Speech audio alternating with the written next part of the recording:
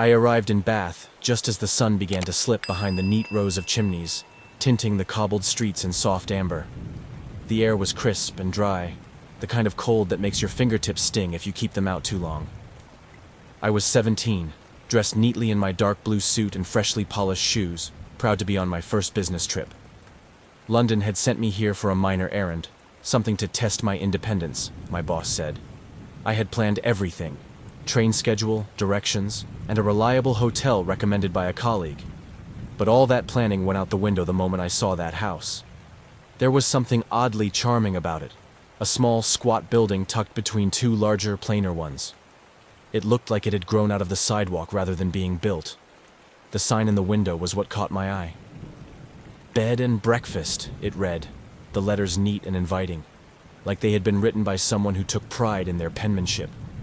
I stood there for a long moment, my gloved hand halfway to my coat pocket, thinking I'd just glance, maybe peer in the window. But something pulled me. I remember thinking, just a peek, and the next thing I knew, I was at the door. Before I could even raise my hand to knock, it creaked open. Standing there was a woman, short, soft-looking, with powdery white hair neatly curled around her ears. She wore a pale cardigan buttoned all the way to her neck, and her hands, thin and pale, were folded sweetly in front of her. "Come in, dear," she said with a warm smile. "I've been expecting someone." Expecting someone? I hadn't called ahead. Still, her voice was soothing, and I found myself stepping inside without a second thought. The hallway was narrow, lined with floral wallpaper and dim lamps.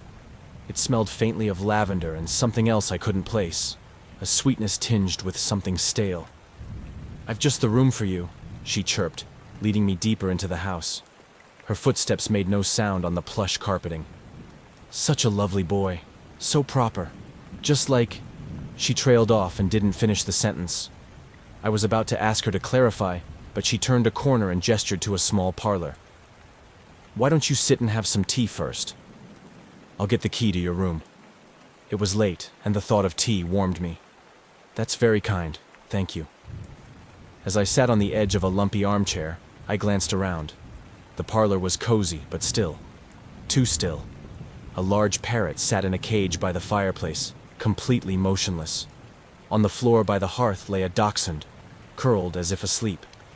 Neither animal so much as twitched. The landlady returned with a delicate china cup and saucer. The tea was a deep amber color, fragrant and floral. I took a sip and smiled politely, though the flavor struck me as a bit odd. Slightly bitter. A touch of something chemical? She sat opposite me, smiling so intently it almost made my cheeks hurt just watching her. "You've come at just the right time," she said softly, her eyes never leaving mine. "So few travelers these days, but I always wait. Always." I nodded, unsure of what to say, and reached for the guest book on the corner table to fill in my name. The page was nearly blank, but two names were scrawled in fine ink above mine: Christopher Mulholland, Gregory Temple. I frowned. The names stirred something in the back of my mind. Familiar. Like something I'd overheard on the news or seen in a newspaper. But the thought was fleeting. The tea made me feel warm. Too warm. And the fire crackled softly, casting flickers on the landlady's content, staring face. "Such lovely boys," she said dreamily. "You'll sleep well, dear? Just like them." She smiled again. And this time, it didn't feel kind.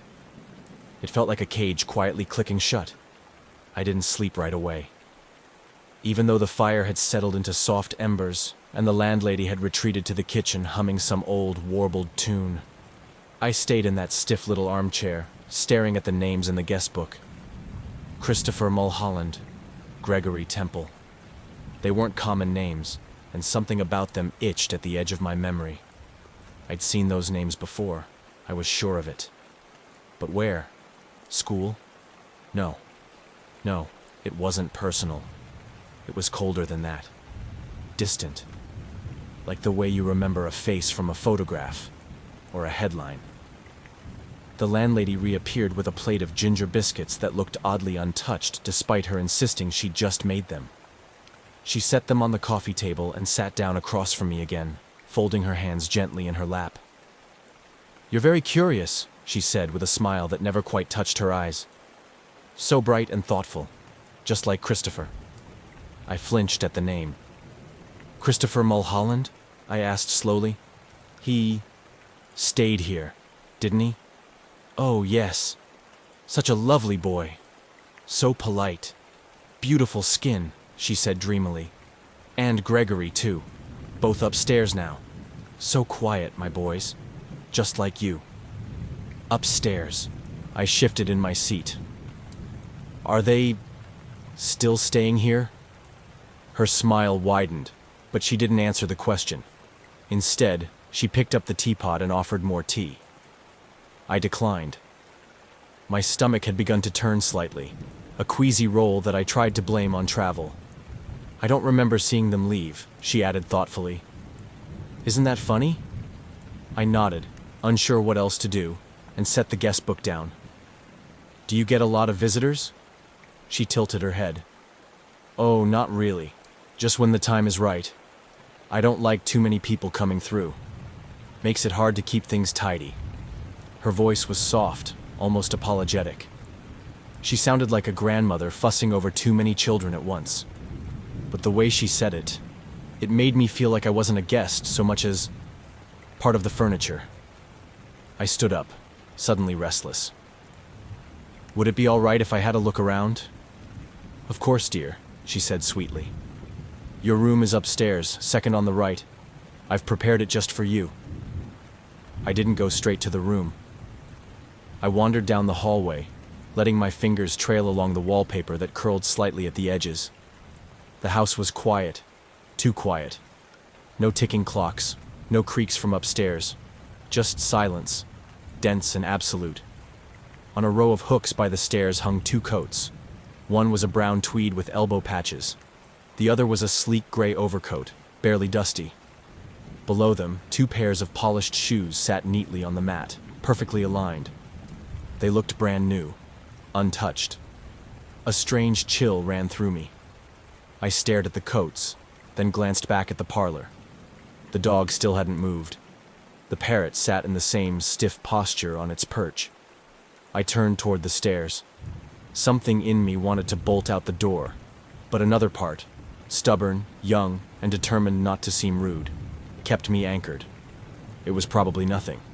An eccentric old lady. Strange hobbies. That's all. But as I climbed the staircase, every step felt like it echoed into something I wasn't meant to disturb. The hallway above was dim, the light bulb flickering overhead. My room was open just a crack. I stepped inside, and everything was immaculate. Bed made, window drawn with tidy curtains, a small vase of yellow chrysanthemums on the table. Still, the room smelled faintly chemical. I stepped back into the hallway and glanced toward the other doors, closed tight, silent. I didn't knock, I didn't dare. Instead, I returned to the room she'd prepared and sat on the edge of the bed, hands resting on my knees. My eyes drifted to the teacup still in my hand. I hadn't realized I'd brought it upstairs. I sniffed it again, cautiously. That strange bitterness was stronger now. I put it down on the windowsill, untouched. Outside, the night was still and dark. But inside, I felt like I'd stepped into something preserved, a moment trapped in glass, quiet, delicate, and completely inescapable. And I couldn't shake the feeling that those coats by the door didn't belong to anyone alive. The next morning never really arrived. Not in the way I'd hoped. The room remained in a state of half-light, with the curtains drawn just tight enough to keep the morning sun from ever fully breaking through. When I opened my eyes, I wasn't sure if I had actually slept or just drifted through a strange, syrupy fog. My mouth was dry. My limbs felt heavy. I sat up slowly, blinking at the perfectly made bed around me, wondering if I had even shifted during the night. It didn't feel like it. Everything was still crisp, undisturbed. The house was so quiet it felt like a held breath.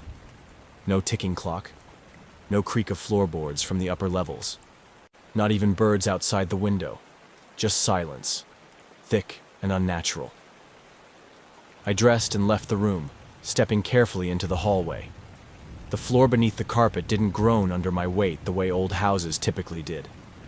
It was like the house didn't want to make a sound.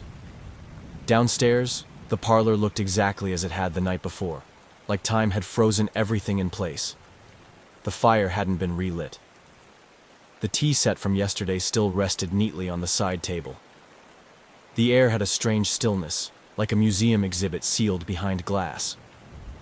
I moved toward the birdcage by the fireplace. The parrot, vibrant green and red, sat on its perch, one foot curled, beak slightly open in what looked like mid-squawk, but it didn't blink. It didn't ruffle a feather. I leaned in closer, eyes narrowing. It wasn't real, at least not anymore. Its feathers were real, sure, but the eyes were glassy, too round, too perfect. Its body was frozen in a static, unnatural pose. I reached out and tapped the cage gently. Nothing, not even a sway. My stomach turned, and I stepped back, right onto something soft. A dog lay on the rug, curled in the exact same spot as yesterday. The same pose, the same stillness. I knelt slowly and reached out. My fingers brushed fur that was stiff, unmoving. No rise and fall of breath. No twitch of an ear. The dog was stuffed, preserved. I stood quickly, heart racing in my chest. Just eccentric decor, I told myself. Weird taste, that's all. But the air felt wrong now, thick with the scent of dust and something else. Something faintly chemical, like old cleaning solution or a science lab. The landlady appeared suddenly from the kitchen, holding another steaming cup of tea. She wore the same cardigan as yesterday, the same gentle smile plastered across her face like paint on porcelain. "Good morning, dear," she said sweetly. "You slept so soundly. I didn't want to disturb you." She handed me the tea, and I accepted it reflexively. I didn't drink. Not yet. "Your little parrot," I said, gesturing to the cage. "He doesn't move." Her eyes twinkled. "Oh, he's just very well behaved." I forced a smile, gripping the cup tightly. "And the dog?" She tilted her head slightly, then reached out and patted my hand. Animals bring such peace to a home, don't they? I find that when they stay just as they are, they never lose their charm. I didn't respond. My fingers twitched slightly around the cup. The steam carried that same bitter smell from the night before. It wasn't just the herbs or sugar. It was sharper now. Almond-like. Subtle, but definitely there. I set the cup down on a nearby table.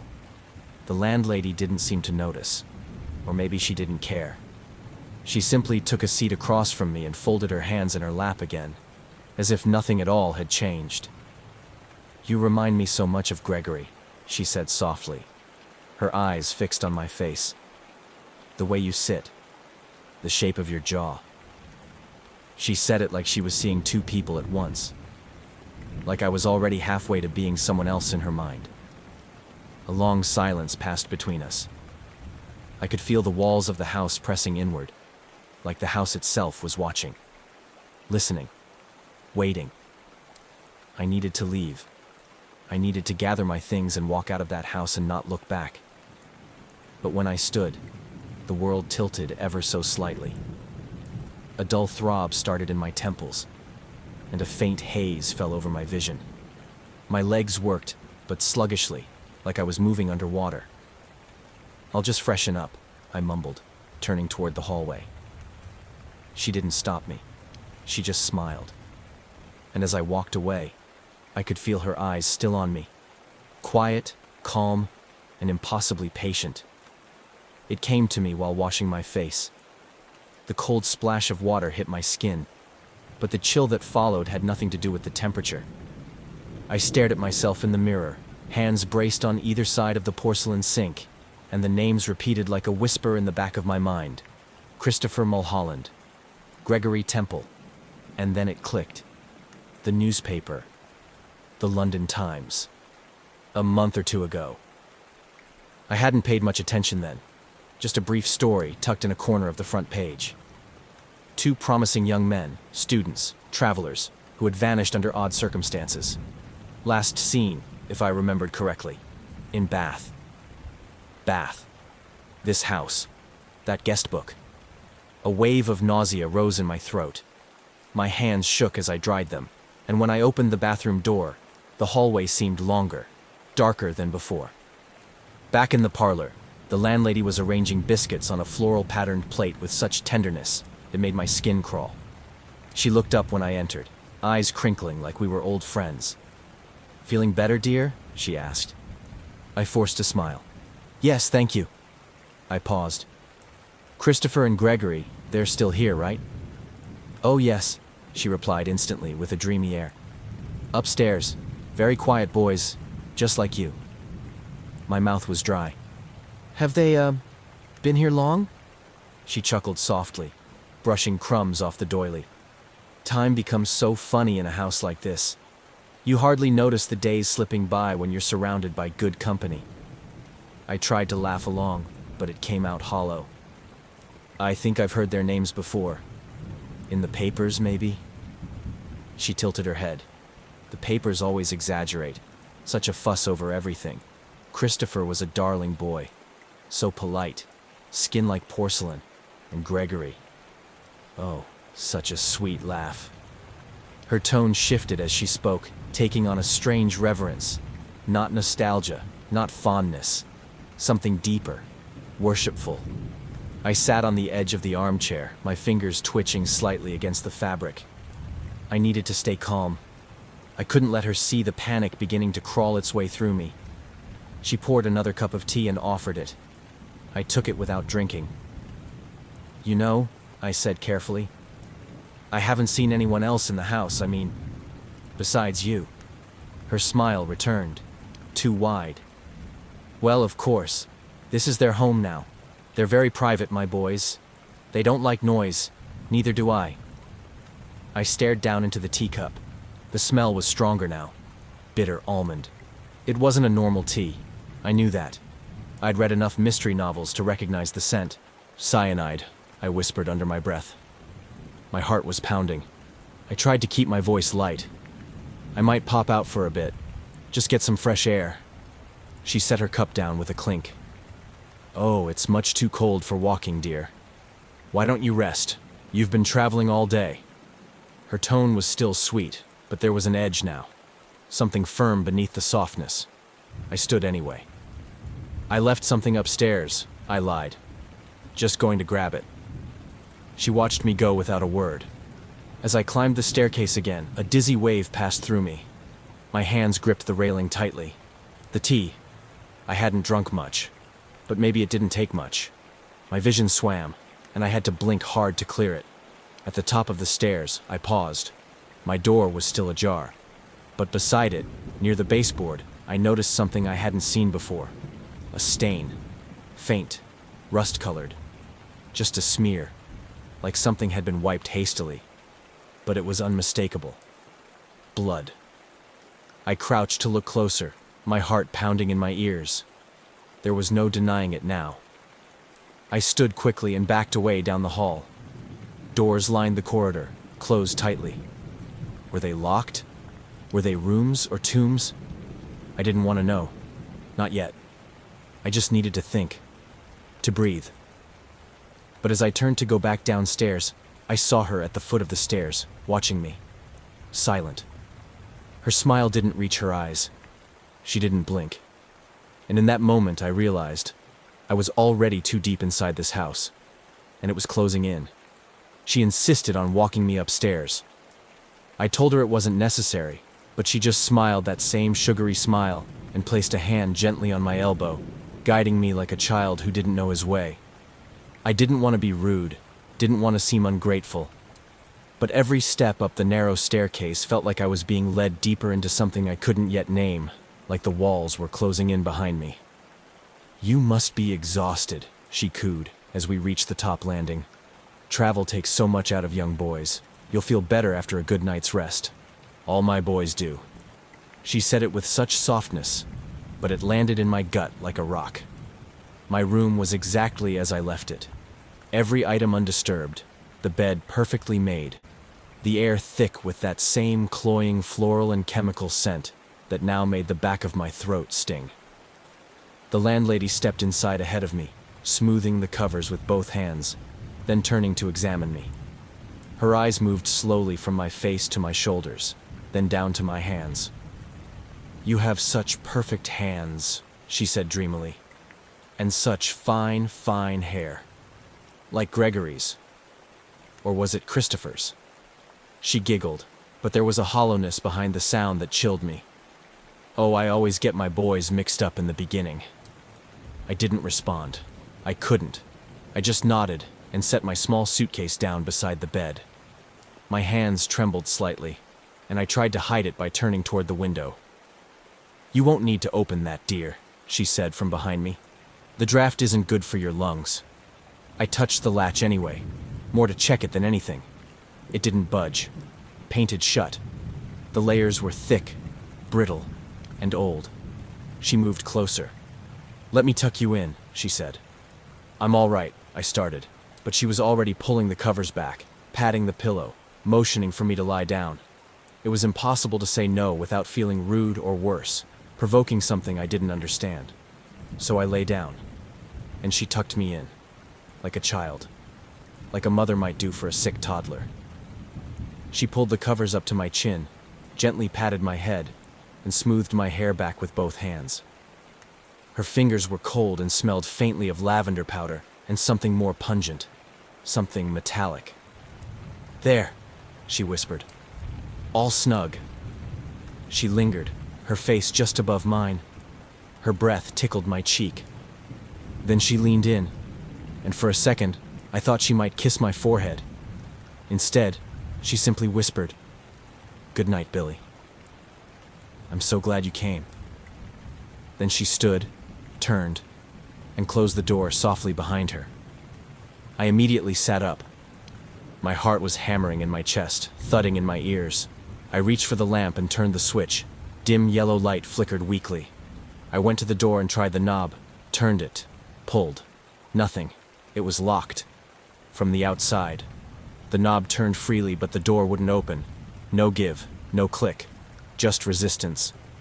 I searched for a keyhole, found one, and pulled the key from my pocket, the one she had handed me earlier when I first arrived.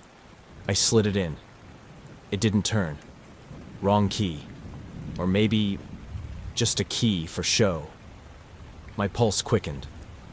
I backed away from the door, looking around the room now with fresh eyes, examining everything. The books on the shelf looked untouched. The curtains hung stiffly, as if starched. The sheets I was tucked under had no creases, no scent of detergent or even use. The mirror was so clean it almost looked new. But there was no dust, not even in the corners, not under the furniture. No one had lived in this room. Not for a long time. I sat on the bed, trying to calm my breathing. It felt like the walls were pressing in again. The air was too warm, too still. And then I heard it. Footsteps. Software. Slow. Deliberate. Right outside my door. They stopped just on the other side. No knock. No voice. Just presence. I held my breath, staring at the door, waiting for it to open, or for the light to flicker, or something, anything. But there was only silence. Then the handle jiggled, gently. Once, twice, and then stopped. Whoever was out there stood still for a long time. So long I thought maybe I imagined it. I pressed my ear to the door, listening. Nothing. And just as I started to pull away, a faint breath. In. Outside.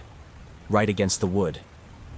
I stumbled back and crawled into bed without thinking, pulling the covers up to my neck like I was 5 years old again and afraid of the dark. The steps finally retreated. Not fast. Not rushed. Just slow and patient. Like they had all the time in the world. And I had no idea if I would still be here come morning. I woke before the sun. Not with the clarity of a good night's sleep, but with a heavy fog behind my eyes and a dull ache pounding at my temples. My tongue felt thick, my muscles slow. For a few moments, I lay still, my mind swimming through the murk of half-dreams and fading memory. And then I remembered. The locked door, the footsteps, the breath against the wood, the smile that never changed. I jolted upright, heart thudding. The room was dim, the curtains still drawn. No sounds from outside. No clatter of morning plates, no creaking stairs. Just silence. I swung my legs over the bed and reached for my shoes. Gone. They had been neatly placed by the foot of the bed last night. I checked under the bed, behind the chair, under the dresser. Nothing. Panic scratched at my throat. My suitcase was still there, zipped closed, untouched. I rifled through it, grabbed the few items that mattered, and headed straight to the door. I turned the knob again. It moved. The latch clicked. But the door wouldn't budge. I pushed harder. Nothing. It wasn't just locked, it was jammed, blocked. I forced myself to stay calm and turned to the window. I yanked the curtains open and tried the latch. The glass rattled, but the wood around the frame didn't give. Thick layers of old paint sealed it tight. I dug at it with my fingernails, then grabbed a pen from my bag and tried to chip away at the edge. Flakes of paint crumbled to the floor, but the window wouldn't open. I turned back to the room, eyes scanning wildly. Something had to give. I tried the dresser drawers. Empty. Then I noticed the cabinet in the corner, small and locked with a tarnished brass latch. It hadn't drawn my attention before. I grabbed the poker from the fireplace stand and wedged it between the door and the frame. It groaned. I pulled harder. With a sharp crack, the latch snapped off. Inside were rows of small items, lined neatly and carefully labeled. A silver watch with a black band, a brown leather wallet, a fountain pen, a comb, a pair of wire-rimmed glasses, each one tagged with tiny handwritten labels in delicate cursive. Christopher. Gregory. I stared at the names. Each item, a piece of someone who had come here and never left. My stomach twisted. I backed away from the cabinet, tripping over the carpet as I turned. I had to get out. I couldn't wait until nightfall. I banged on the door with the poker, once, twice, shouting, loud enough to wake the dead, but not a single creak or call came from outside. And then, I heard the voice. "Everything all right in there, dear?" Her voice. Calm. Cheerful. Right outside the door. I think I'll be leaving now, I said, trying to sound normal. Sudden change of plans. A pause. Then, "Oh, don't be silly. You haven't even had your breakfast." "No, thank you," I called. "Really, I should be going." "Just a cup of tea then," she said softly. "It'll make you feel better." I stepped away from the door, heart pounding. Moments later, the latch turned. The door creaked open. She stood there with the tray. Porcelain teacup, matching saucer, a single sugar cube resting on the side.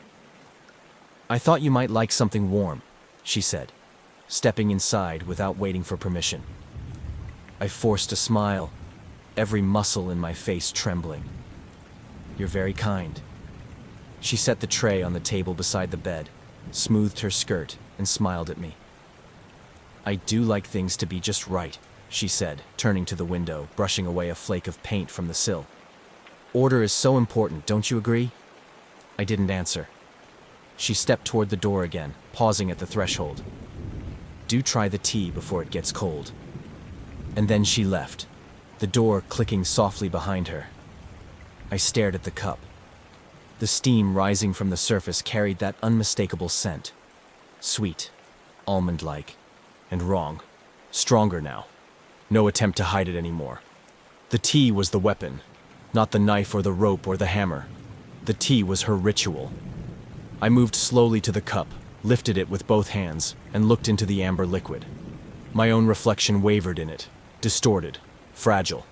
And I knew, if I took another sip, I would never leave this room. Not alive, not whole, and not alone. I didn't drink the tea, but I should have known by then. It wasn't about the tea anymore, not really. It was about the game, the performance. She wanted me to see the tray, smell it, know what was in it. Because that's what she did. She lured, not chased.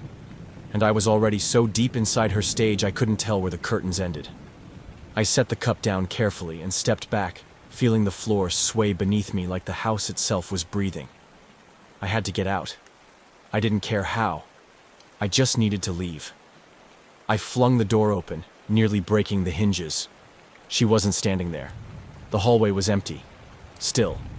That kind of silence you only hear in padded rooms or deep, buried places. I stumbled toward the stairs, gripping the banister as my legs fought against the dizzy haze still swimming through my system. I hadn't sipped the tea, but there was something already in me, from before, from the first cup. At the bottom of the stairs I saw her, standing perfectly still in the parlor doorway, like she'd been waiting there the entire time. Hands clasped in front of her. That smile. Software. Sweet. Timeless. "I knew you'd be up early," she said gently, stepping aside so I could see into the room. What I saw froze me. On the far wall, beyond the fireplace, stood 2 tall chairs, both upholstered in faded green velvet. In each sat a figure, lit gently by morning light through the lace curtains. Christopher Mulholland. Gregory Temple. I didn't need her to tell me. I just knew. Their skin pale and waxy, their expressions blank, clothes pristine, hands folded in their laps, their eyes glass, stuffed, preserved. My knees buckled. I gripped the banister tighter. "They didn't want to leave either," she said softly, as if comforting a child after a nightmare. "They were lonely, but now they have each other." I turned to run. I don't know where. Just anywhere but here. But the floor tilted again, and I stumbled, hitting the wall. She was in front of me in a moment, faster than I thought possible. Her hands on my shoulders, her voice suddenly stern but still smiling. "Don't hurt yourself, my dear. It's already begun, hasn't it?" I tried to speak, but the words got lost somewhere between my throat and my mind. Everything was blurry now, spinning softly, like I was floating underwater. She eased me down onto the carpet like a mother putting a toddler to rest. My fingers clawed at the floor, trying to find something solid, something real. There, she whispered. "You'll feel better soon. The worst part is over." My limbs wouldn't respond. My eyelids drooped, heavy and useless. I saw the ceiling above me, the chandelier's glass pendants swaying slightly. Or maybe that was me. I was vaguely aware of her humming, a soft tune, familiar, comforting in the most horrifying way, like a lullaby sung over a closed casket. She dragged something across the floor. Then me. I was floating again, or maybe sliding. The ceiling disappeared. Walls changed. A different room now. Brighter. Then her face again, above me. Lit by morning light. Her eyes calm, filled with admiration. Not love, not malice. Something worse. Pride. "You'll be perfect," she said, fingers brushing my cheek. "Not a wrinkle, not a blemish. Such beautiful skin, Billy. Like porcelain." A shadow passed beside her, metal glinting. Tools, instruments of preservation. "You see," she whispered, "death is just too quick. But this keeps you forever." I tried to scream, to thrash, to run. But all I could do was blink. And even that was fading. Her face leaned closer, and in the softest, most soothing voice I'd ever heard, she said, "You won't feel a thing, my dear." Then darkness, and the hum of her lullaby carried me into silence. Forever.